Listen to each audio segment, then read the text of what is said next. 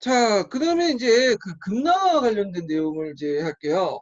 그래서 금나도 이 부분이 좀 서브노트 부분이 그렇게 많지가 않아 가지고 제가 이거 심화 교재 중심으로 진행을 하겠습니다. 자,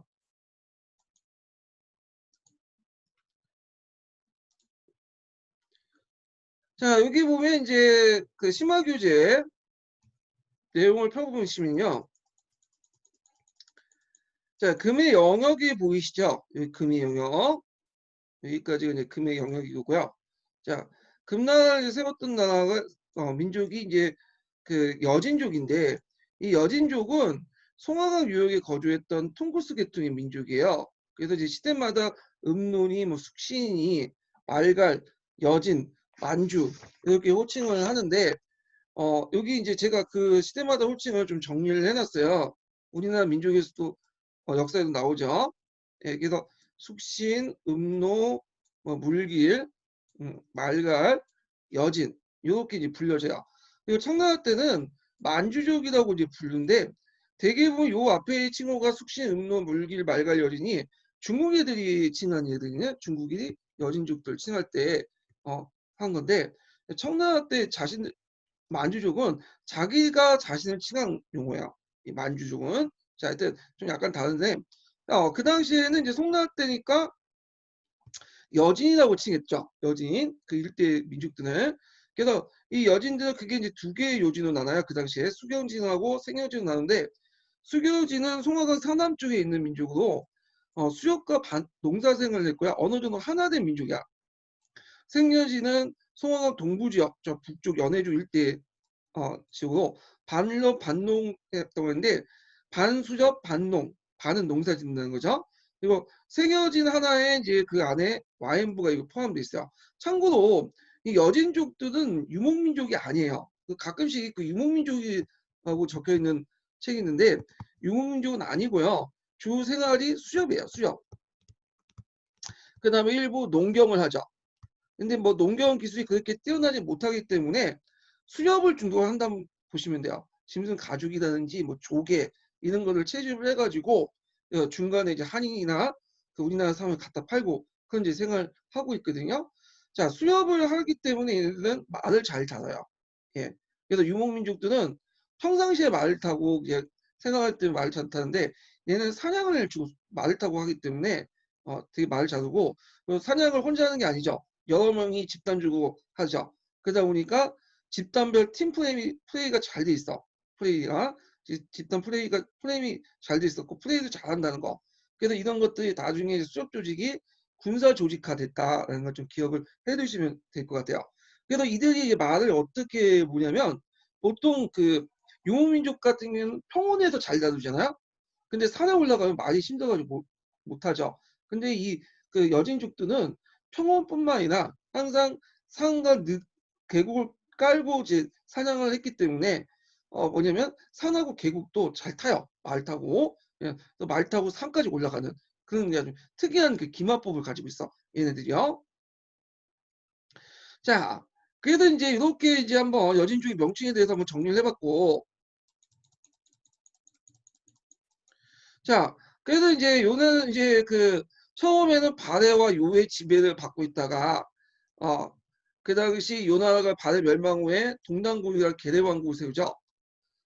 그러면서 이제 했지만 요양으로 이제 옮겨서 직접 포기를 하고 하면서 직접 지배를 이제 그 포기를 하는 그런 게 있는데 하여튼 이때부터 이제 간접 지배 형태로 등장해요. 근데 문제는 이제 부족장을 통해서 그 당시 요 나라가 너무 많은 곡물이나 해동청 그 매를 원했기 때문에 이런 것들이 이제 반금 감정이 그 당시 아니 반요 감정이죠. 반요 감정이 그 여진족들 하나 뭉치게 되는 계기를 마련하죠. 그래서 그 중심 부족이 와엔부죠. 그래서 그 와엔부 밑에 여러 이제 부족장들이 쭉 있죠.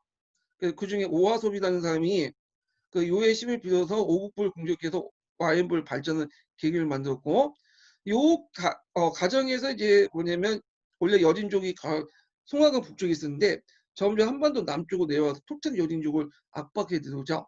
그래서 그때 우리가 이제 알고 있는 윤관의 동북부성 관련된 그 개척도 일어났고 그랬는데 자 그다음에 이제 태조 때 와이연부의 아골타라는 인물이 결국에는 생려진을 통일하고 항대도 이제 추대를 하죠.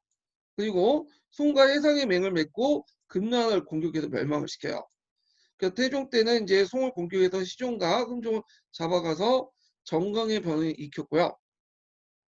그리고 잠시 이제 하북 지역을 직접 통치하는 게 아니라 초나 제네 같은 계대 왕국을 세워서 간접 통치를 했다가 시종 때 직접 통치로 전환을 되죠. 그러면 송나라의 금나라가 갑자기 일어나는 원인이 뭐냐? 일단 송이 군사적으로 힘이 셌으면 그렇게 일어나지 못했겠죠. 근데 송의 문치주의를 통해서 군사력이 약화됐고 그다음에 요 나라의 곡물 요구, 여자들 이제 상납하는 거 등등 해갖고 요에 대한 적개심이 상당히 높였다. 그래서 그때 분열돼 있던 그런 부족단에 생활했던 여진족들이 외부의 압력을 받고 안에 응징력이 생겨서 민족적 단결이 공고히 되면서 이제 일어나게 된 거죠. 이제 문제는 금나라가 이제 갑자기 일어났잖아요. 근데 금나라 문화 수준은 우리가 요가 요 정도라면 금은 요 정도야. 더 다운그레이드죠. 밑으로 떨어져 있는 그 수준이에요. 예. 그리고 한나라 문화는 요 정도야. 그러니까 얘네들은 평상시에는 그 문명의 혜택을 받지도 못했고 거의 야만 미개 상태로 살고 있었던 민족이었거든요. 근데 갑자기 요를 이제 점령하고 더 나아가서 그 북송까지 멸망을 시켜. 그래서 한나라 문화를 접했단 말이야. 그래서 요도 그렇지만 금나라는 오히려 너무 그 문화가 발달된 걸 접하다 보니까 금방 뭐냐면 하나가 돼요. 얘네들이. 그래서 여진족의 고유한 풍습을 버리고 하나가 되고 그래서 이제 그 하나 정책을 이제 피게 되거든요. 물론 그에 대한 반발로 여진 민족지상주의를 또 내걸어갖고 여진 민족지상주의를 또 내걸었던 황제도 있지만 그래서 정책을 보면 하나 정책과 여진족 그 민족주의 이런 두 가지 정책을 왔다 갔다 해요. 얘네들이 결국에는 흡수 통합이 돼버리죠. 예, 그래서 한중 문화가 완전히 통합이 돼버린 거야. 그래서 하나 정책을 이제 펼쳤던 왕이 대표적인 사람이 시종하고 해로왕이라는 사람이 있어요. 시종은 하나 정책을 왜 펼쳤냐면 그 당시 여진족이 부족 단위로 생각하고 부족적인 풍토가 많다 보니까 항제말을 잘 안 듣는 거예요. 그래서 여진족 습관들을 다 없애고 이걸 하나시켜서 중앙 집권화시킨 항제 독재 체제를 확립하는 그 목적이 있어요. 예. 자, 그래서 이제 이렇게 뭐냐면 나름대로 했고요. 그래서 하나 정책 내용을 보면 과거 제도를 실시하고 중국식 신간제를 반포하고요. 그렇지만 중국 신간제를 반포했고 그렇지만 아직까지는 여진사의 정통이 좀 잔존돼 있었죠. 그리고 중국식 의제와 조복을 채택하고 한인 관료들이 그걸 주도를 했다. 예. 그리고 나름대로 또 아까 시종 시대 때 그 뭐냐면 이런 아직 보수적인 기풍이 있어서 여진 소자 같은 걸 만들었지만 그건 좀 예외적인 거고 전반적으로 볼 때는 하나 정책을 이제 추구했다. 이렇게 보시면 돼요. 자, 그래서 있고 그래서 전제적 국가로 넘어가는 가도기적 성격의 간제에 반영됐다. 네, 이렇게 보시면 되고. 근데 어떤 책에서는 이 시종을 하나 정책이 아니라 뭐 여진 지상주의 이렇게 기술한 책이 있는 것 같은데 요건 좀 잘못된 기술이야. 예, 이거는 그 동계를 기준으로 여기서 보셔야 돼요. 자, 에르왕 같은 경우에는 이 종실을 공모해서 시종을 암살하고 지겠어요. 그러니까 집권하는 가정부터 정통성이 없는 거죠. 예. 그러다 보니까 나중에 이 사람도 또 암살당해요. 예. 그리고 반대 세력을 제거하고 황제권을 강화시켰다. 이 해동왕은 시종보다 더 하나주의자예요. 상당히 한시도 좋아하고 유교 경종에 능통하고 그래요. 이 사람이. 자, 그 다음에 그 여기 보면 행대 중서섬을 폐지하고요. 여기 하북에 이제 일시 줬던 그 통치했던 하북 통치기구를 폐지시키고 그리고 도원수부를 이제 추미로 완전히 하나된 명칭으로 바뀌죠. 그리고 황제권을 강화시키기 위해서 중서문화성을 아예 폐지시키고요. 상소성으로 이렇게 일원화시켜. 그리고 지방의 노, 그 당시 최고 이제 그 행정기관이 송나라와 마찬가지 노였는데 노는 이제 크게 두 가지 형태에 있어요. 거기 노의 장관을 중앙에서 임명한 그 장관들이 있고요. 또 예전에 여진 부족장들이 그 세습 만호지구 해갖고 그 세습된 게 있어. 여진 부족장, 유족 부족장들이. 근데 항제권에 볼 때는 요 세습 만호들이 안 좋죠. 그러니까 이제 폐지시켜. 그래서 모든 중앙을 해서 이제 절도사를 노예 장관 직접 임명한 거야. 그 얘네들은 밤당만 임명했는데 완전 100% 임명했다. 노예 장관을. 그리고 이 사람은 이제 어떤 생각을 가지고 있었냐면 중국의 문화를 좋아하고 그렇기 때문에 그 남송을 점령해서 자기가 정통 중국의 통일 왕조를 이루겠다 이런 생각을 가졌나 봐요. 그러니까 이제 북쪽에 있는 수도인 상경 대신에 상경 중에 하나 좀 부수도 그때 역할을 했던 영경으로 옮겨요. 영경이 오늘날 북경이거든요. 북경. 그리고 이걸 중도라고 해요. 중도. 그 당시에는. 그래서 이제 했다가 남송 정벌을 하게 돼요. 아까 얘기했지만 이 사람의 꿈이 중국 전체 지역을 통치하는 황제였잖아요. 그렇지만 남송 정벌 중에 부하가 살해당해요. 그건 뭐냐면 그 사람을 집권하는 과정에서 많은 사람을 죽였거든요. 종실을 수총하고 또 하나 정책을 밀고 하면서 보수적 반반 이런 것 때문에 이 사람이 정벌하는 거에 죽게 됐다. 이렇게 기억을 해두시면 될 것 같아요. 자, 그래서 그 다음에 등장한 황제가 이제 세종이에요. 세종. 세종은 그 앞에 있었던 그 해동왕을 죽이고 등장을 했기 때문에 해동왕의 정책을 부정하는 과정에서 뭐냐면 정책을 펼치죠. 그래서 종전에 해동왕이 이제 추구했던 하나 정책을 수정해서 거꾸로 여진주의를 장려해요. 그 거란의 성종처럼. 그리고 이제 그 전쟁 중이니까 이제 막 하는데 그때 전쟁에서 이겼으면 좋은데 그때 몇 개 전투에서 패배를 했었거든. 그러니까 또 세종이 집권하는 과정에서 좀 초창기니까 어지럽잖아요. 그러니까 전쟁을 계속 수행할 수 없죠. 그래갖고 남송과 하해를 맺게 돼. 그래서 그 전에 그 진해가 추진했던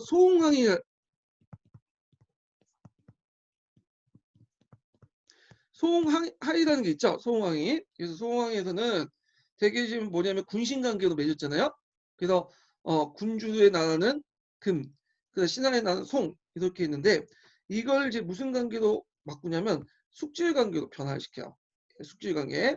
그래서 작은 아버지하고 뭐 조카 이 정도의 관계로 바꾸죠. 그래서 이제 이런 식으로 해가지고 이제 변화가 생겼고요. 그래서 이 사람의 이제 하나 정책을 내용을 보면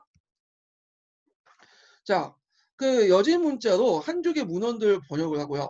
그 다음에 여진이 생진과를 설치해서 여진어를 시험을 보고 여진 국자감, 그 여진 부학을 설치하고요. 학교도 이제 여진 쪽으로 이제 여진어만 사용할 수 있는 그런 이제 그 학교를 만들죠.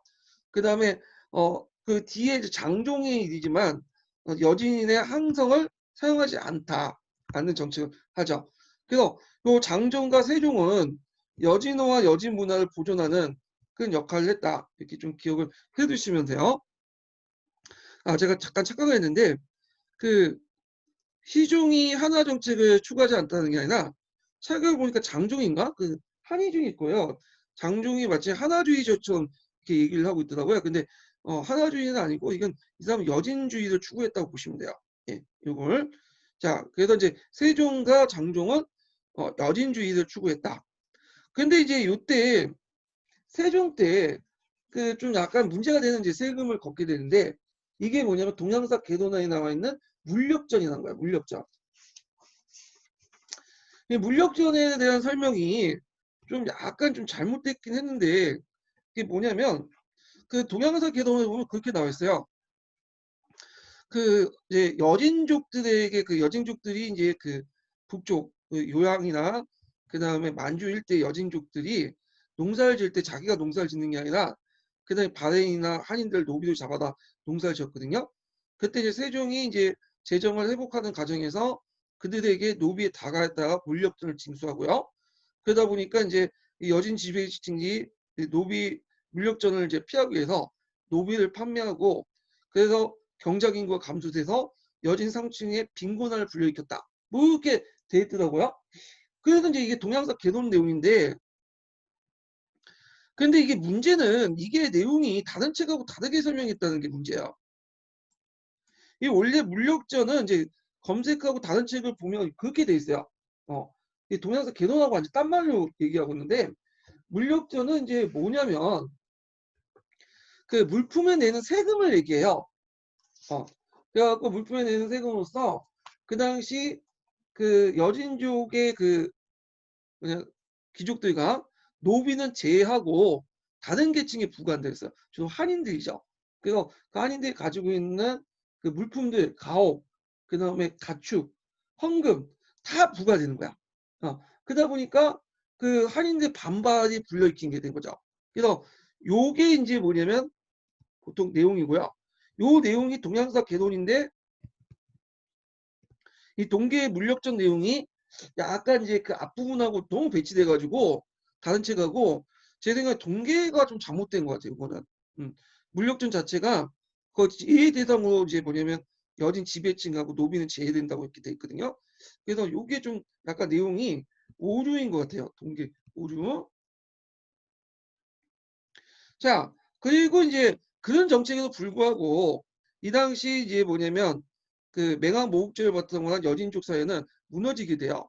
일단 여진 맹학 모국제의 여진 지배층은 농사를 한인들에게 맡기고 중국문에 탐닉하고요. 그리고 요때 상층뿐만 아니라 그 밑에 있는 사람도 같이 영향을 받아갖고 여진 중하주층 애들도 소비 진출이 층대되죠.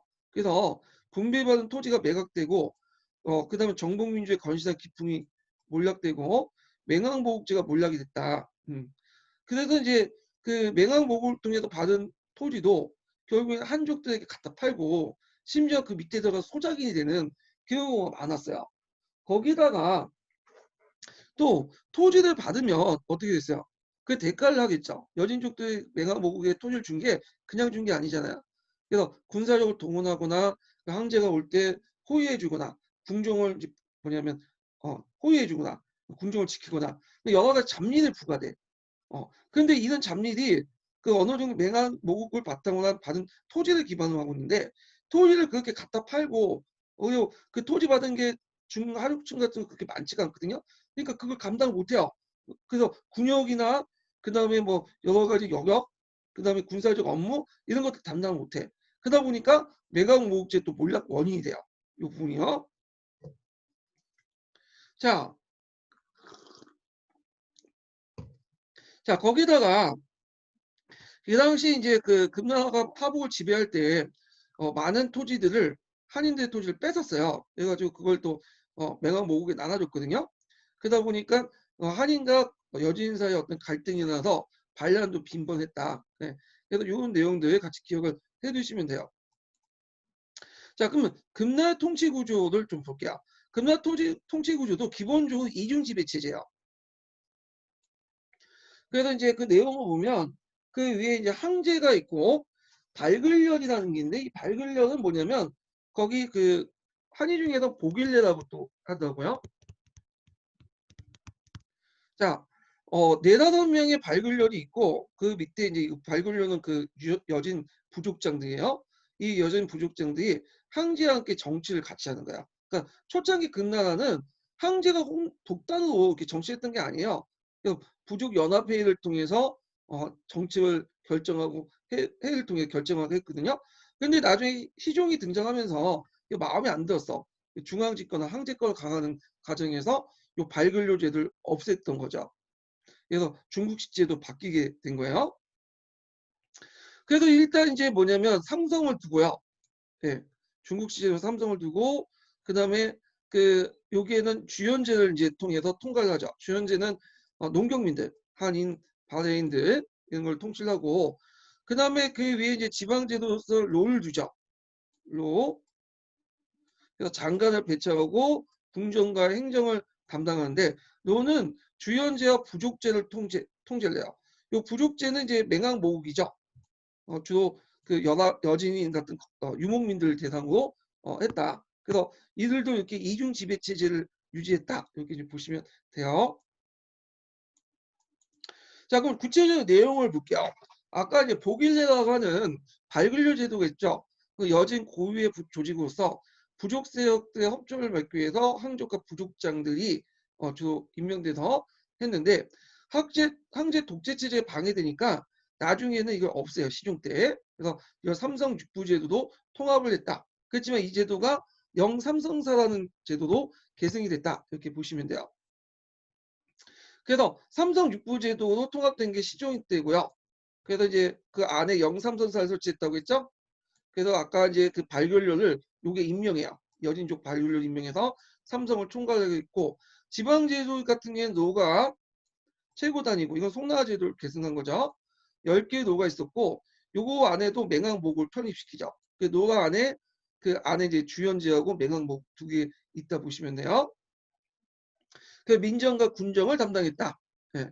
자, 맹항목을 볼게요. 요게 이제 시험 나올 가능성이 많은데, 지금까지 인구에서 그 금나라에 대해서는 한 문제도 안 나왔어요.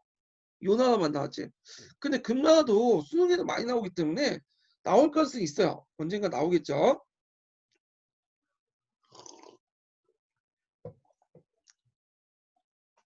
자, 이 여진족의 군사족인데 원래는 이게 수렵조직이었는데 이걸 군사행정조직으로 바꾼 거예요. 그래서 모국을 이제 뭐냐면 매강으로 이렇게 구성돼 있죠. 그래서 모국은 300호로 결성이 됐고요. 10개 모국을 모아서 맹안을 편성했죠. 그래서 이 모국은 백부장이, 그 다음에 맹안은 천부장이 이렇게 통치해요. 그래서 평상시에는 수렵에 종사했다가 전쟁 시에는 징발돼서 병사로 동원돼요. 그래서 이게 군사 행정적인 성격이 강한 조직이다. 자, 이거와 이제 비슷한 조직이 이제 청나라 때 팔기제가 있었죠. 팔기제. 자, 이 팔기제 나중에 설명하겠지만 팔기제는 원래 처음에 수렵 조직이었다가 나중에 군사 행정 조직으로 바뀌게 되죠. 그렇지만 이제 금나라 등장하고 이제 중국 본토를 지배하면서 이 맹항목이 점점 몰락을 해요. 아까쯤에 했던 얘기하고 이제 겹쳐 있는데, 일단 한인들의 땅을 뺏어갖고 토지를 지급했는데 문제는 차별적으로 지급했어. 상층인 여진족들 많이 지급했고 하층, 중하층인 여진족들은 적게 지급했죠. 어. 그런데 그냥 준 게 아니죠. 여러 가지 뭐냐면 특권을, 그러니까 특권 여러 가지 의무를 부과하죠. 자, 항제, 행제 시, 수योग 시 호위병 역할을 하고요. 행궁을 수호하고, 양막, 기막, 말을 양성 키우게 하고, 그리고 전쟁 시에는 또 징병을 당해. 그러다 보니까 농사에 전념하지 못하고 그걸 한인들에게 소작을 줘요. 그래서 맹한 모국의 빈곤화. 그리고 일부는 한인들 밑에 들어가서 소작고 전락이 돼. 그래서 이제 그러다 보니까 군사력도 약해질 수밖에 없겠죠. 그리고 상류층이든 중하층이든 다 중국 문화에 함유돼서 그 당시 중국 문화를 탄입하다 보니까 많은 이제 재산을 소비하게 되죠. 어, 거기다가 이제 토지 지급 시 차별 지급했는데 상층 여진족에게는 좋은 땅을 지급하고 하층 여진족에게는 나쁜 땅을 지급해요. 자, 이런 것들 경제적 차이도 또 나타나게 되죠. 자, 그 다음에 이제 이중체제 유지 목적은 똑같아요. 그 앞에 그 요나라와 동일하게 군사의 유지와 그 다음에 또 여기 없지만 그 중국 문화의 동화를 방지하기 위한 거죠.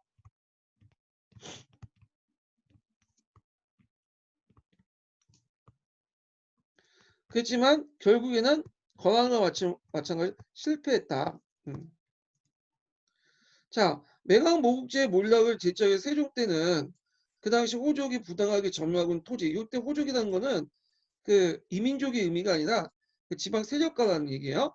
토지를 여진에게 다시 재분배하고, 그리고 살치 음주를 금하고 농사를 권장했지만 오히려 이런 것들이 농경지 합폐화나 맹항목의 빈곤화를 더 촉진시켰다. 제대로 먹혀들지 않았다는 거죠.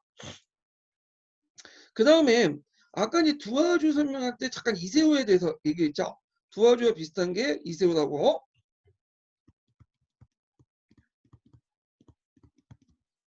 자, 이세호는 거란 귀족들에 잡혀온 한인들 농민들로 구성이 됐고요.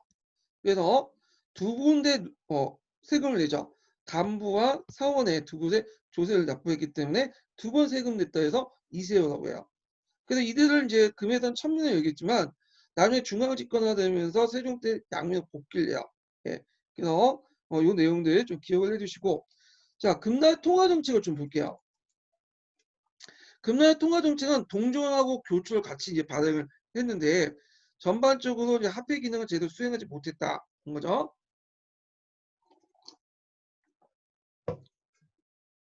근데 이 교초 내용이 상당히 중요한데 이 교초는 금나라 때는 널리 유포되지 못했지만 언제 이게 영향을 받아서 원나라 때 발행을 되죠. 이 금나라 교주의 영향을 받아서. 그래서 이제 원나라 때는 널리 확산이 돼요. 이 교주 발행이. 예. 자, 그래서 이 통화 정치의 의미는 유목민족의 농경사회 적응과 한민족에 대한 경제적 지배를 목적으로 하고 있다. 뭐 이렇게 정리를 해보면 되겠어요. 자, 그래서 이제 금나라에 대해서 한번 또 얘기를 했고, 그 다음에 이제 볼 게 뭐냐면 그 뒤에 넘어가서 금나라 때 이제 그 여진 문화 보존책에 관련된 내용을 좀 더 추가 설명할게요. 요게 여기 있어갖고 경기도 합격자 서버 노트 잠깐 볼게요.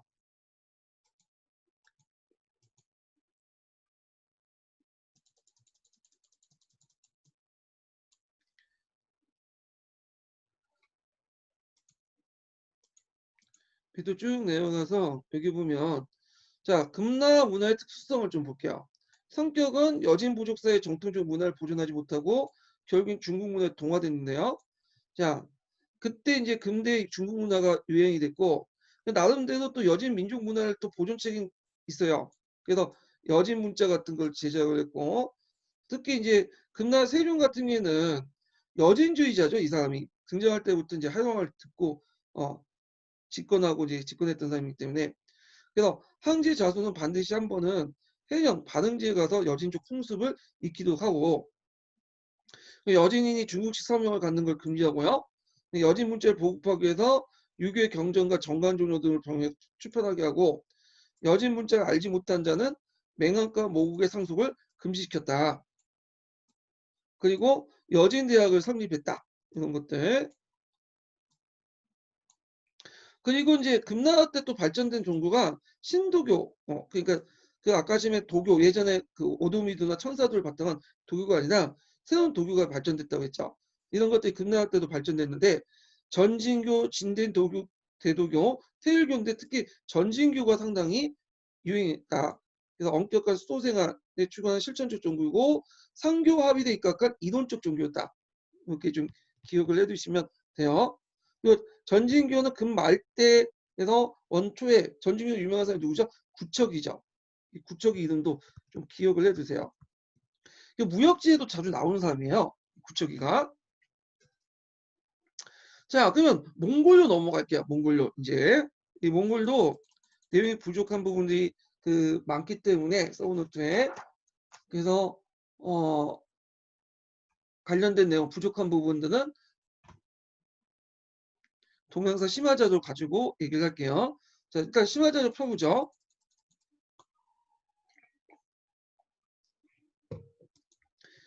아까도 잠깐 언급했지만 이 몽골족들은 원래는 그 몽골 평화에 살았던 민족은 아니에요. 북만주 지역에 살았던 민족이고 그 당시에는 뭐라고 이제 기록에 남았냐? 몽골시리라고 돼 있어요. 몽골시리. 그래서 시리족이 한 1파 정도 이렇게 있고요. 그래서 이제 이들은 이제 흥한면 지역 오룩항 상륙 지역에 거주를 했고요. 이건 나중에 이제 거주했다는 거 나중에 이거는. 그래서 요때 거주지는 주로 이제 뭐냐면 북만주 일대였다. 이렇게 기억을 해두시면 돼요. 그래서 이때는 유목 생활을 했던 게 아니라 수렵 생활을 했어요. 유목 생활은 나중에 했던 거고. 근데 문제는 이제 그 키르키즈 쪽에 의해서 공격을 받죠. 그래서 위구르 왕국이 붕괴되잖아요. 그래서 이제 중국의 역사서에는 그때 이제 몽골 평원이 비게 된 투르크 계통의 민족들이 서진을 하게 되고 몽골 평원이 비니까 이 몽골 평원에 요쪽 그 만주에 살았던 여러 이민 집단들이 이주하게 돼. 그래서 이걸 뒤에 몽골 계통이 이제 들어와서 살게 되는데 그 중에 이제 그 민족을 구족달단이라고 이제 하는데 그 중에 한 개 부족이 몽골족이에요. 그래서 이 몽골족들은 이제 뭐냐면 원래는 부르와 하투산에 거주했다가 이때 몽골 평원에 이주하면서 오노 켄랑 투라 삼강 지역에 이주하게 돼요. 환경이 바뀌죠. 그래서 그 요때는 수렵 생활을 했는데 환경이 바뀌면서 유목공지에 넘어가요. 초원 지역에 오면서. 자, 그러면 이때 몽골족만 왔냐? 그건 아니에요. 그때 이동할 때 케레이트나 나이만 뭐 이런 등등 여러 민족들이 왔어요. 타타르. 네. 근데 이제 나중에 몽골족들이 그 부족들 다 통합을 하잖아요. 그래서 그냥 그 부족들 통칭해서 몽골족이라고 하죠. 몽골족. 예. 자, 그러면 몽족, 그러니까 몽골족의 사회 조직을 보면요. 아일이 있고요. 개별 유목과 가구가 있고 그게 모여서 오복이 되고요. 시족 사회가 있고 그다음에 키리에가 있는데 이 키리에가 시족들이 묶어서 이제 움직이는 부족단이라고 보시면 돼요. 그 얘네들이 이제 보통 이동할 때 키리에 단위로 이동하거든요. 수천 개 유목 그 가구들이 쭉 이동을 해. 그러다가 이제 전쟁 시나 그 잘 때는 방어할 때는 이렇게 마차도 이렇게 둘러싸서 여기 요 안에서 생활을 하죠. 그리고 방어를 하고 자, 보통 키리에가 이제 묶어서 몇 개가 묶은 게 울루스예요. 이게 이제 부족연합체야. 부족연합체. 그래서 우리가 알고 있는 몽골이라든지 뭐 타타르, 케레이트 그리고 이런 부족들은 이제 울루스라고 하죠. 그 당시에는. 그리고 나중에 이제 몽골족들이 이제 나라를 세울 때도 이 울루스를 이제 써요. 그래서 우리가 주치 울루스, 뭐 그다음에 쿠비라이 울루스, 그다음에 뭐 이렇게 울루스를 갖다 붙여요. 이런 것들이. 그래서 이제 요런 단위를 사용했다, 사회 조직을 이뤘다 이렇게 보시면 되고요. 그러면 1147페이지 잠깐 읽어볼게요. 예, 요거하고 자 1146번을 보면요. 키리에는 수백 내지 수천의 유목국가 가구로서 한 개 단위가 되었고 야영할 때는 바퀴 모양의 커다란 원형을 진을 치고 거기에 때문에 바퀴라는 용어가 이렇게 나왔죠. 예, 그래서 약탈과 전쟁이 일상화되었던 당시의 불안한 유목민 사회를 그대로 반영한 것이다. 자, 그리고 아까 제가 키리에가 묶어서 울루스라고 이제 얘기했죠. 그 울루스 단위로서 이제 몇 개 보면 대표적인 부족으로서는 캐롤라 오너 투라 상계강 하에 사마에 상류 지방에 몽골부가 있었고요. 그 외에 타타르부, 옹고트부, 그다음에 나이만, 그다음에 메르키드부 이런 유목민족이 여러 부족들이 흩어져 유목생활했다. 그래서 몽골은 단지 그 당시 몽골 평원에 있었던 한 개 부족에 불과했는데 징기스칸이 몽골 부족에 나왔잖아요. 그리고 그걸 바탕으로 해서 몽골 평원을 통일하면서 그 일대에 살고 있는 집 몽골족들은 다 몽골이라고 통칭하게 돼요. 예. 자, 그러면 이들이 단합해서 살았냐? 그건 아니에요. 이들이 서로 싸웠어. 그 부족 간의 다툼이 되게 가열됐는데, 자, 이때 이제 그 몽골 평원을 둘러싸고 부족 간의 패권이 다툼이 많았고, 그러면서 이제 그 가정에서 뭐 사회계층이 분화되고 빈부의 차가 일어났고 각 부족의 어떤 통일국가 형성, 그러니까 부족당의 통일국가가 형성됐다는 거예요. 몽골 평원 단위 통일국가가 아니라 등등 이렇게 이제 혼란했고 특히 이걸 또 뭐냐면 가속화시킨 게 금나라 분열 정책이에요. 그래갖고 이제 금나라가 이제 그 당시 이 몽골족들이 성장하지 못하도 여러 부족들을 서로 이간질 시켰어요. 예. 그래서 한쪽이 뭐 A 부족이 커지면 좀 약한 부족이 B한테 힘을 몰아주고 B가 커지면 또 A에게 힘을 몰아주고 이의제라고 하죠. 예. 그래서 이런 식으로 해가지고 몽골족의 어떤 성장을 막았다는 거죠. 예.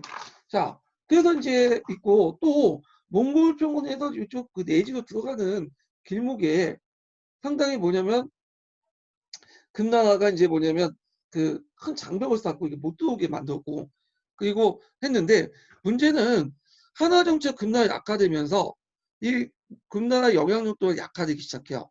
그러면서 이 틈을 노려서 몽골이 통합될 수 있는 배경이 되었다. 이렇게 이제 보시면 되겠죠. 자, 그러면 징기스칸을 볼게요.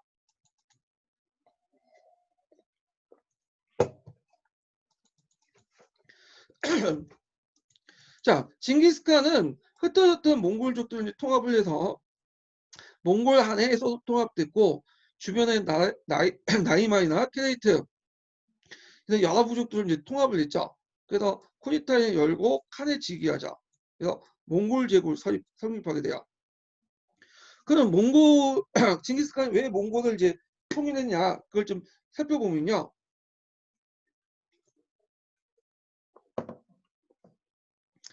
아까 얘기한 것처럼 부족적 세력을 탈피했다고 했죠. 그래서 그는 인위적으로 만든 천호제와 이걸 통해서 부족 군대를 만들죠. 종전의 유목제에서는 10단위로 군대를 배치시켜요. 10, 100, 1000 이렇게 만. 물론 이런 단위를 이제 채용을 했어요. 징기스칸도. 그렇지만 요 부족 그 단위 하나가 부족으로 구성된 것이 아니다요. 같은 부족으로 구성된 게 아니라 탈부족으로 구성됐어.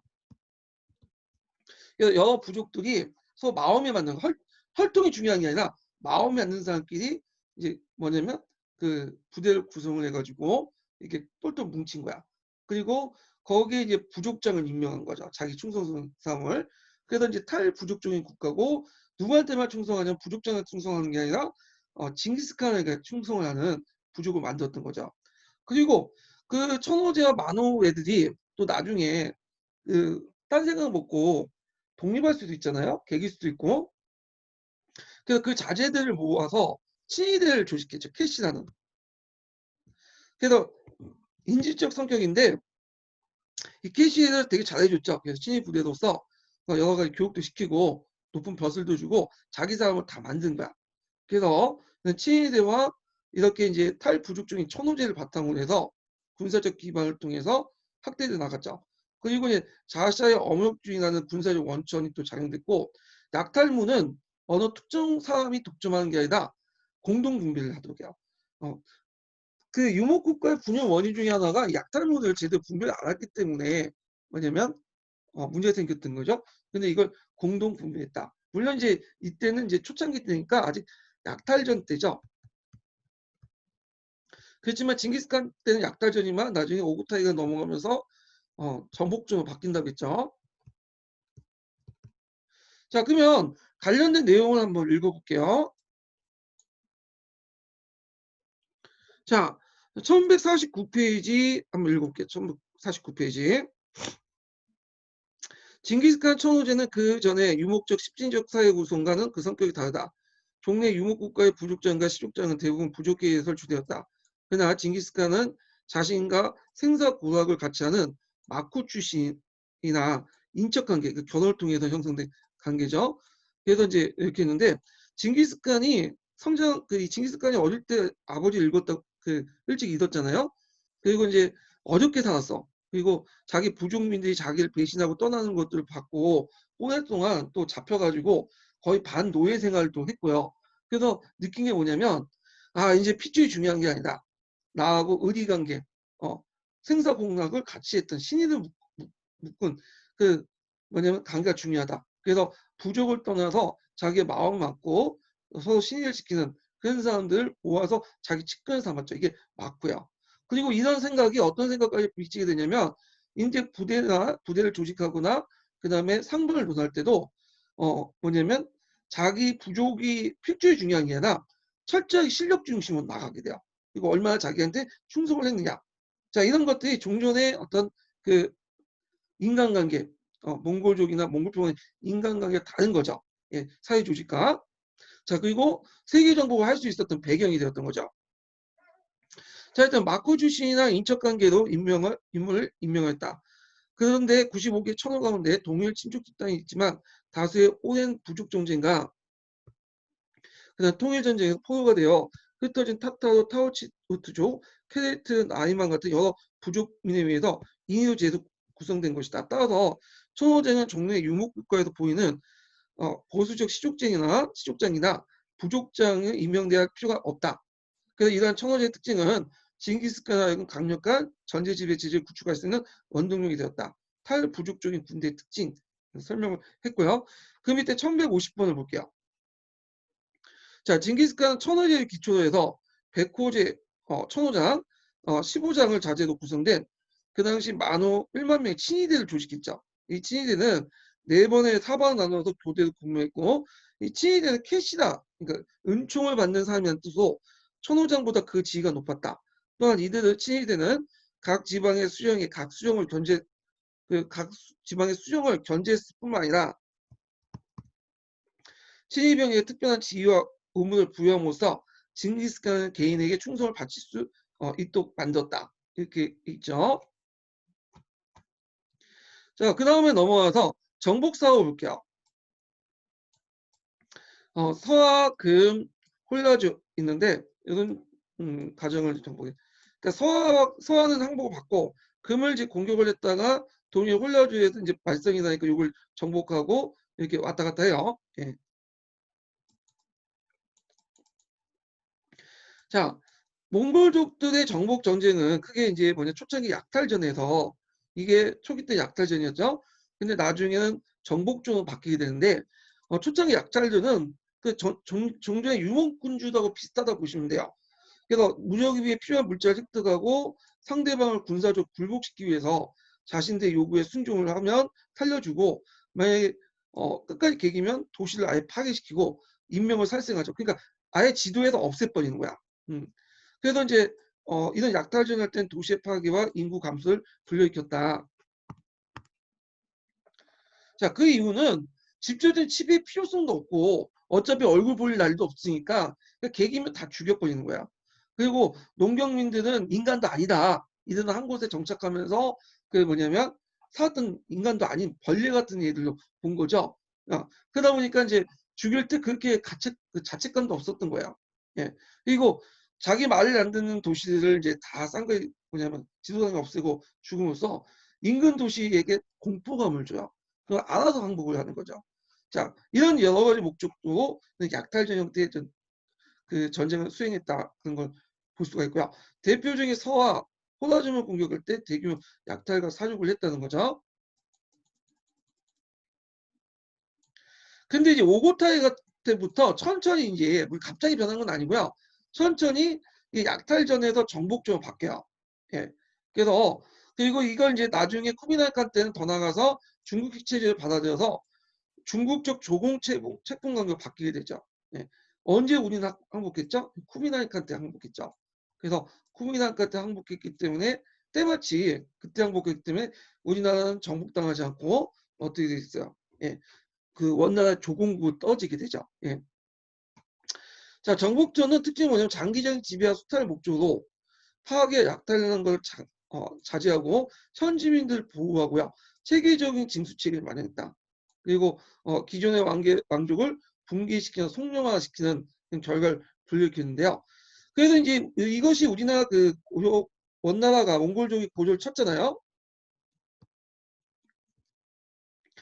그래서 이제 그걸 이제 그 초창기 때는 이게 약탈전이었어요.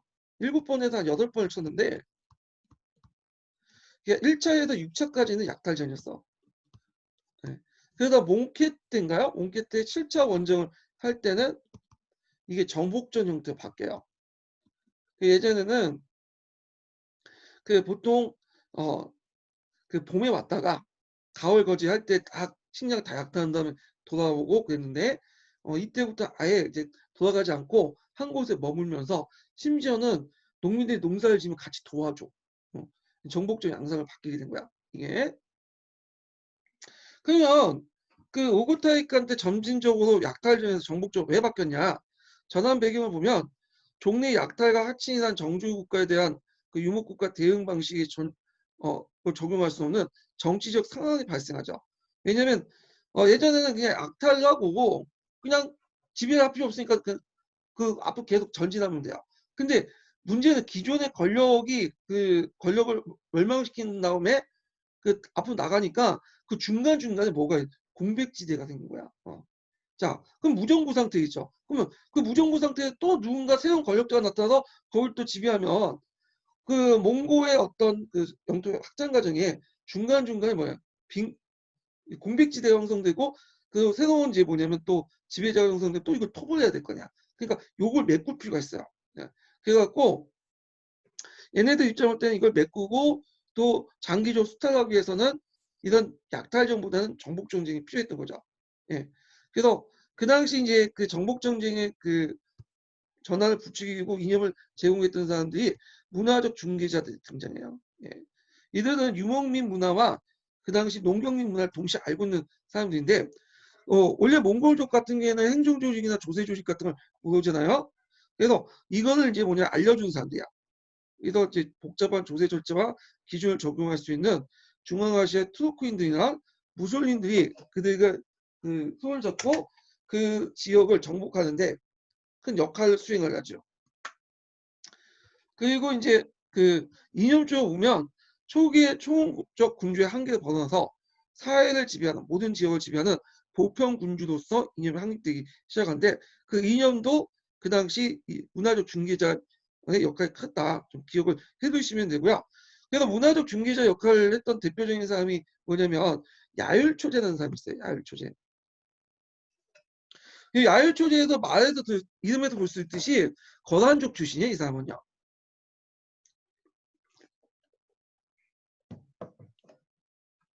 그렇죠. 거란족이지만 중국의 문화를 또 능통해. 유교적 지식도 있고. 그래서 이제 그 당시 오구타인이나 뭐 그 징기스칸 밑에 뭐냐면 참여했던 참모인데 그 당시 그 오구타인가 징기스칸인가 그 말했죠.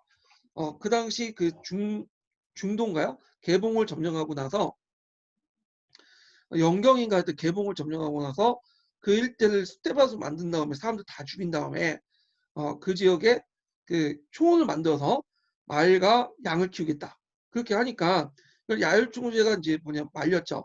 거기에 양과 말을 키우는 것보다는 그 백성들 잘 아울려서 세금을 징수하는 게 더 이득이 많습니다. 이득이 많습니다. 그래서 설득을 시켜서 대규모 약탈과 사상을 피했다고 해요. 자, 하여튼 이런 그 야율초제 같은 문화적 중개자들의 역할이 그 당시 정복 그 당시 약탈제 정복조 넘어가는 데 큰 계기가 됐고요. 그 이때부터 이제 중국에서 그러니까 여러 지역을 점령하면서 몽골 제국들이 합리적인 조세 징수나 그다음에 이런 걸 위해서 호구 조사도 하고 그렇게 하게 돼요. 그리고 행정 조직도 만들고. 자, 그래도 이제 있고 그래도 이제 그때 이제 대표적인 뭐 서화 공을 공격하고 중국의 북부지방, 뭐 서아시아 이런 것들 정복을 하게 되죠. 자, 그러면 태조 오고타이를 보자. 태조 오고타이. 자, 태조 오고타이 하기 전에 잠깐 경기도 합격자 서문부터 좀 잘못된 게 있어가지고 이렇게 좀 볼게요. 여기 보면 요거 좀 기억을 해두시고 강력한 군사력 중에 가볍고 강한 팔, 하약, 타고난 기마술 이런 것도 군사력 바탕이 됐고 이거 몽골은 그 당시 정복하는 과정에서 자기가 몰랐던 군사 기술이나 무기가 있으면 적극적으로 흡수 통합을 한다고 했죠. 예, 그래서 자기 군대를 강화시켜 놨고 한국한 군대를 일종의 총알발전 내세우고 그들을 통해서 다른 지역을 점령하면 또 그 지역에 있는 군대를 동원해 갖고 다른 지역을 치고 그런 식으로 했어요. 그래서 이제 그때 그 정복하는 과정에서 하약 같은 것들 이런 것들은 중국에서 도입을 했고 공성전 관련된 기록 있죠? 이런 것도 금나라 송을 치면서 받아들인 거야 공성전도. 그 다음에 또 우리가 알고 있는 수군도 몽골족은 뭐 그 육지에 싸웠기 때문에 수군이 없다. 수군이 약하다. 이런 편견을 가질 수 있지만 수군이 의외로 강했어요. 왜냐면 얘네들도 정복민들, 피정복민들 수군도 있잖아. 그걸 잘 이용을 했어. 예. 자, 요거 이제 좀 보충을 해주시고 그 다음에 이산상인데 어떤 지리적 정보 여러 걸 제공해줬다. 그래서 그 몽골 원정이 한결같이 이제 중요한 상업로에 따라서 진행됐던 것이 이스람 상인들 입장을 볼 때는 몽골이 통치하는 것이 더 낫죠. 여러 명의 지배자보다. 예. 물론 이제 몇 개 그 지배하는 과정에서 이스람 세력들이 탄압받긴 했지만 또 이스람 상 한편으로 또 이스람 상인들이 그 옆에 도와줬다는 거죠. 자, 그래도 있고 거기 좀 틀린 게 뭐냐면 여기 이제 그 징기스칸이 정복전이라고 하는데 정복전이 아니라 어, 약탈전이 있대 약탈전. 이 정복조는 오고타의 간에 가서 한 거고 그래도 이제 약탈전 내용을 보면 여기 이제 보면 서유를 멸망시키고요. 나이만 왕국을 격파하고 나이만이 서유 도망간 거예요. 그 다음에 원래는 호라즘인데 이 호라즘은 오늘날 이란 이라크에 있는 투르크 계통의 이슬람 왕조예요. 근데 원래 여기를 정복하려고 했던 건 아니고 통상을 하기 위해서 사절단을 파괴했는데 거기에서 거절을 당했고 오는 길인가요? 그 어떤 성에서 성주가 상인 그 사절단을 잡아서 다 죽였죠. 그래서 갑자기 금나라 공격을 하다 멈추고 군대를 돌려서 호라즘을 공격을 해서 거기를 완전히 순식간에 정복을 한 거야. 그러면서 때마치 이제 가보니까 괜찮은 땅이 많거든. 그러면서 중동이나 그다음에 유럽 원정, 러시아 원정까지도 이제 몇 개 같이 하게 된 거죠. 자, 그래도 이제 이따가 다시 말년에 어디를 공격하냐면 서한을 공격해. 이 서화가 예전에 항복했다가 또 개기고 항복했다 개기고 그랬거든요. 그래서 이제 안 되겠다 해갖고 징기스칸이 서한을 마지막 원정을 했는데 서한을 멸망시킨 건 아니에요. 징기스칸이요. 예, 멸망시키지 않고 서한을 거의 멸망 직전에 죽었어. 징기스칸. 그리고 징기스칸이 유언을 남겼죠. 서한은 믿을 놈들이 아니다. 그래서 얘네들을 아예 지도상에 없애라. 지도상에 없애면 다 깡그리 죽이라는 거야. 남녀노소 상관없이 깡그리 죽이고 거기에 성체를 다 무너뜨린 다음에 거기에 그냥 아니 항무지 만들어라. 결국에는 그 징기스칸이 죽고 나서 우구데이 칸이 즉위하잖아요. 우구데이 칸 때 서하가 멸망을 돼요. 예. 그래서 그 이 서하 멸망시키고 공락을 깨다가 사망했다. 이렇게 데이트가 틀리고 서하 멸망 직전에 죽게 되고 실제 서하는 그 뒤에 우구데이 칸이 때 서하가 멸망이 돼요. 예. 요 사실관계 수정하시고 이게 아마 한의중에 있는 내용이에요. 한의중. 한의중의 내용이 좀 잘못됐어요. 이 부분이요. 예. 그래서 이거 좀 수정하세요. 그리고 이제 징기스칸이 죽을 때 이제 죽기 직전에 후계자를 누굴 임명했냐면 세 번째 아들이었던 우구데이를 임명했어요. 예. 그래서 징기스칸은 좀 계보를 보면 되게 이제 징기스칸의 부인이 100명, 1000명이 넘었다고 하죠. 그 사이에 뭐 아들, 딸도 많을 텐데 실제로 이제 적실 부인한테 얻은 그 부인 4명만 적자로 인정받는데 그래서 첫 번째 아들이 주치예요. 그 다음에 두 번째 아들이 차카타이죠. 세 번째가 오고타이고 그 다음에 마지막에 트로이 막내죠. 자, 근데 이 주치는 그 징기스칸이 이제 잠깐 그 아내가 다른 부족들 뺏기고 나서 뭐냐면 그 나중에 다쳐져요. 그 본마누라를. 근데 그때 좀 있으니까 임신을 해갖고 뭐냐면 애를 낳았어요. 그래서 징기스칸 입장에서 이건 내 애가 아니다. 주치는 그렇게 생각을 하고 있었어요.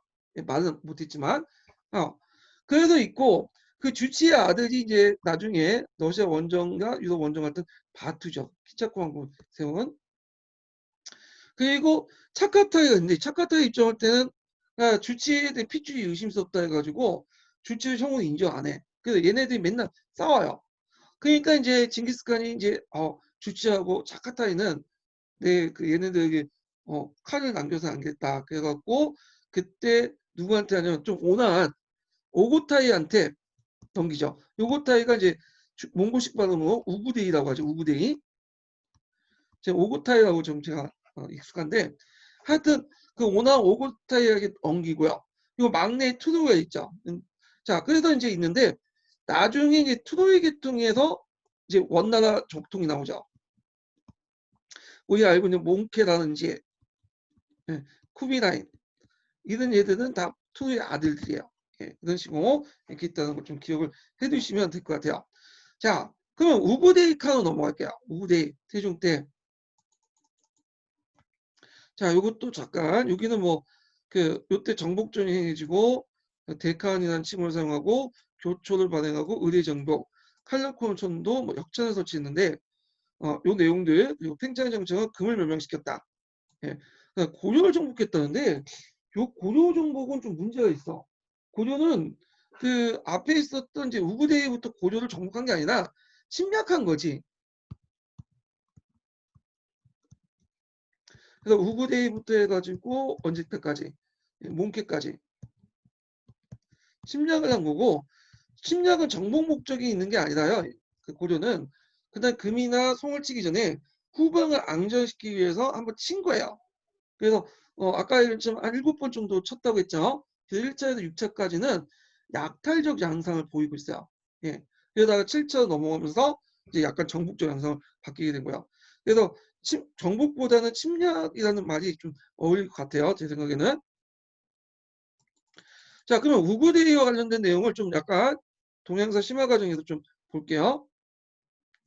자, 그래서 칸 중에 칸이란 대칸을 칭호했고요. 쿠리타를 통해 대칸이 선출됐고 남송과 동맹을 맺어서 금을 멸망시켰죠. 고려를 침입했다는 거. 이거 전국국가 체제를 수립했는데 그러면서 이제 행정제도와 조세제를 정비를 했죠. 호구조사도 하고 교초를 발행하고 호구조사를 실시했다. 왜냐하면 세금을 효율적으로 징수하기 위해서는 호구조사가 필요하겠죠. 그 다음에 수도를 원래는 정착상을 안 하는데 정착상을 이제 하기 시작해. 칼라쿠름에서 이제 하게 되죠. 칼라쿠름에서 칼라쿠름을 수도 정했다. 예. 그리고 교통체계를 확립했다. 역찬제를 실시했고요. 이 관련된 내용이 예전에 기준에 나왔어요. 기준에. 그 다음에 유럽 원정을 하게 되는데 유럽 원정은 아까 이제 호라종 왕국을 멸망시킬 때 그 과정에서 이제 그 호라종 왕국의 자녀 세력을 쫓는 과정에서 코카소스 산맥을 넘어가게 되고요. 코카소스 그 너머에 그 러시아라는 지역이 있다는 걸 알게 돼요. 그래서 러시아 원정에서 그 러시아 그 당시 분열이 있었거든요. 키예프 공국이나 이런 것들 지배를 하고 나서 곧바로 군대를 돌려서 그 바투로 하여금 유럽 원정을 나가게 되죠. 그래서 이제 그때 동유럽을 공격하는데 그때 대표적인 전투가 그 리그니치 전투예요. 네, 리그니치. 와실탄트 전투죠. 와실탄트. 네, 여기 서브노트에도 여기 적혀 있는데 자, 근데 여기 서브노트에 신성 로마 제국 영내가 아니라 이건 폴란드를 공격하는 폴란드. 폴란드는 신성 로마 제국 별도에 있는 왕국이었고요. 그때 폴란드군이 중추를 해가지고 신성 로마 제국이 군대가 도와줬다. 이 제국들이. 그래서 와슈타트 전투가 있다는 걸 좀 기억을 해두시면 돼요. 네. 그 와슈타트 그 다음에 아까 그로니치 전투하고 또 하죠. 와슈타트 전투하고 또 하고 그 다음에 그로니치 레그니차 레그니차 전투하고요.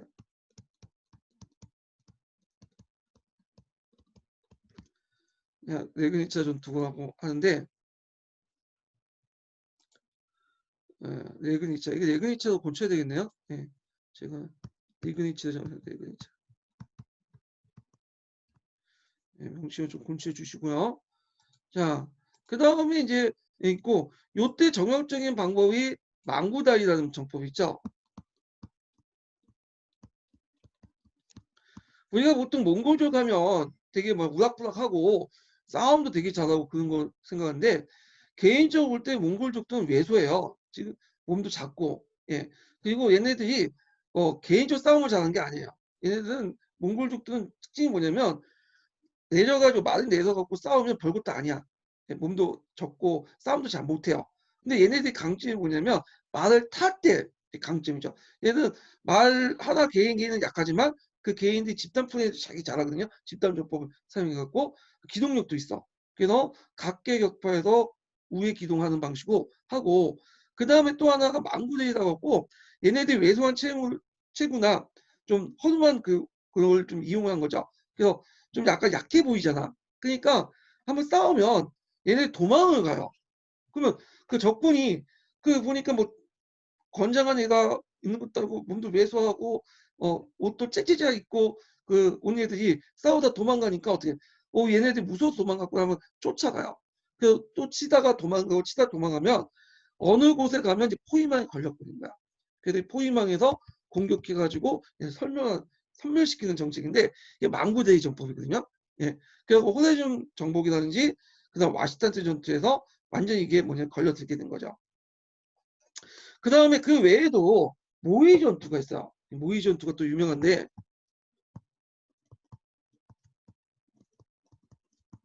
모의 전투는 헝가리를 공격하면서 그때 헝가리 왕국과 그 다음에 이제 기사단 투더 기사단이죠.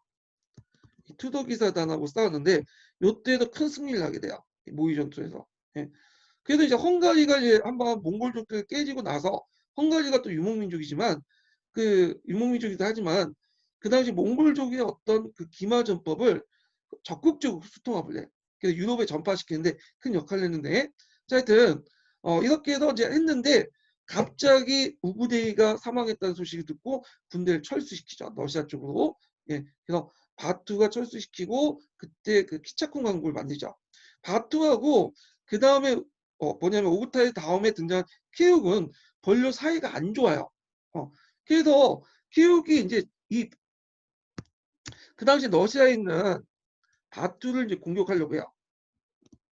근데 바투를 공격하려고 하다가 그냥 동중에 병사를 하고 맞아. 그래서 키우기 집권 기간은 3년밖에 안 돼요. 자, 그리고 나서 다시 쿠데타를 이제 열고 이 황제권이 그 당시 칸의 권한이 칸 계승이 누구 집안으로 넘어가냐면 트로이 집안으로 넘어가요. 트로이 계통. 그래서 트로이의 아들이었던 몽케가 즉위하게 되죠.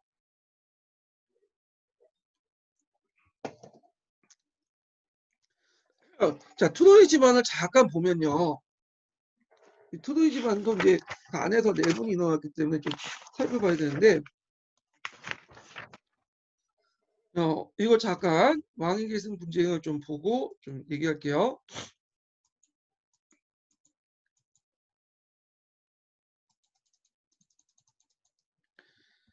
자, 여기 보면 이제 태류가 있죠. 아까 전에 설명한 것처럼 장남의 주치가 있고 주치 아들이 바투죠. 키차쿠 왕국이 이제 만들어졌고요. 여기 키차쿠 왕국은 주치 올류스라고요.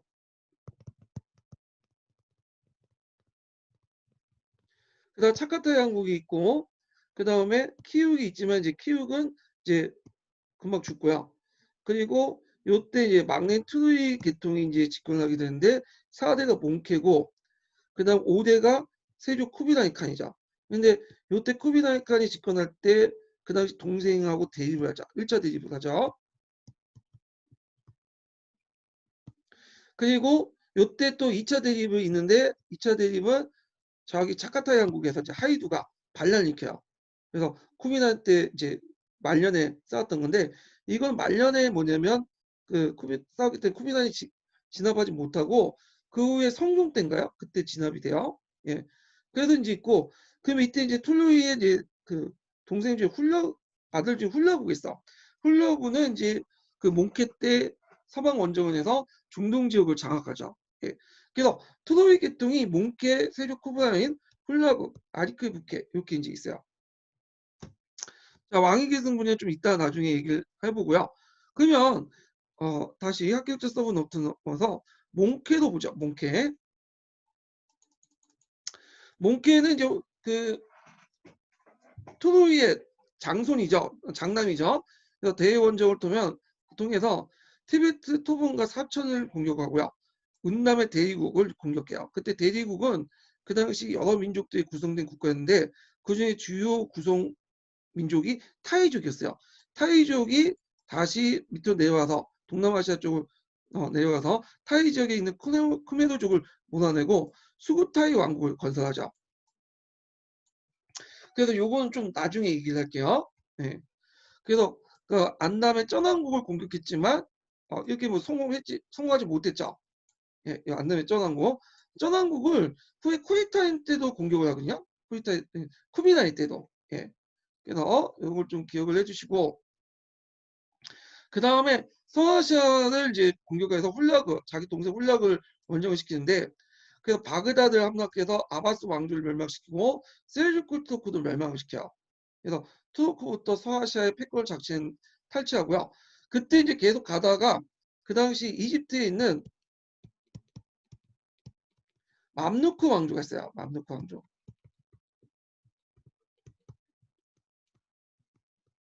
이 맘루크 왕조하고 한번 싸우죠. 몽골족이.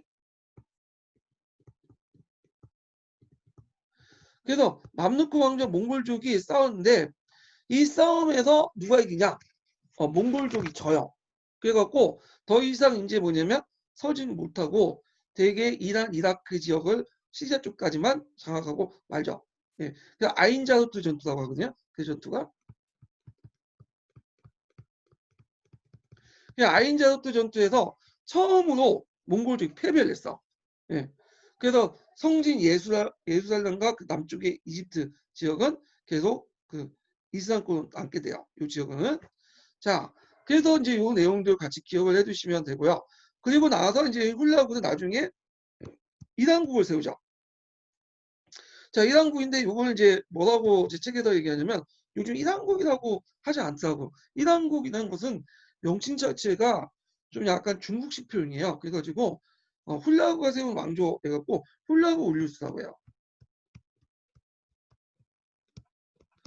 앞에 키차쿠 왕국도 이것도 키차쿠 왕국이라고 얘기하지 않고 약간 이제 뭐라고 얘기하냐면 그 세운 바투가 세웠는데 바투야 보니까 주치잖아요. 그래서 주치 운류수라고 해요.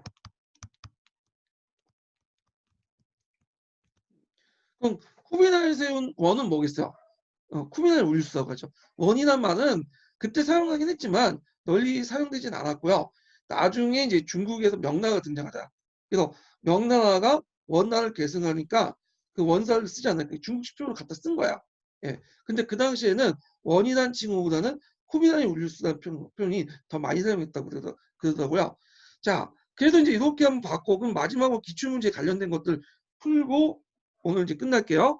자, 기출문제 저 몇 분 펴보시냐면요. 자, 3번을 보죠. 정보광조. 자, 정보광조에 관한 다음 글을 읽고 물음에 답하시오. 정보광조는 북아시아 민족의 한민족의 일부 혹은 전체를 무력으로 정복하여 세운 왕조로서 하는 말로 비트포게디 썼던 말이죠. 그래서 정보광조와 관련된 내용이 있고, 그 다음에 요때 문화 병용론이라는 개념 있죠. 요거 아까쯤에 썼죠.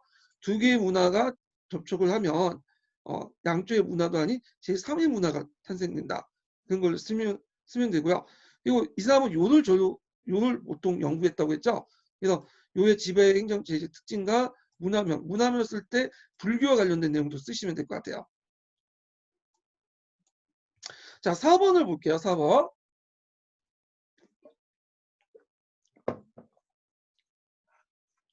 자, 보기의 내용과 밀접하게 관련 있는 몽골 제국의 인물은 그래서 교초 발생, 역참제 실시, 칼라코롬의 국도를 정하고. 자, 이거는 누가 했죠? 오고타이. 오고타이 했다. 그래서 공부하실 때 오고타이 칸에 대해서 좀 공부를 해두시는 것도 좋을 것 같아요. 예. 자, 오늘 이렇게 이제 끝났고요. 어, 좀 쉬었다가 여기 이제 그 오늘 기출문제 2000년도 기출문제를 좀 약식으로 이제 하게 됐거든요. 그래서 요거 하고 이제 할게요. 예, 오늘 강의 듣는 수고하셨습니다.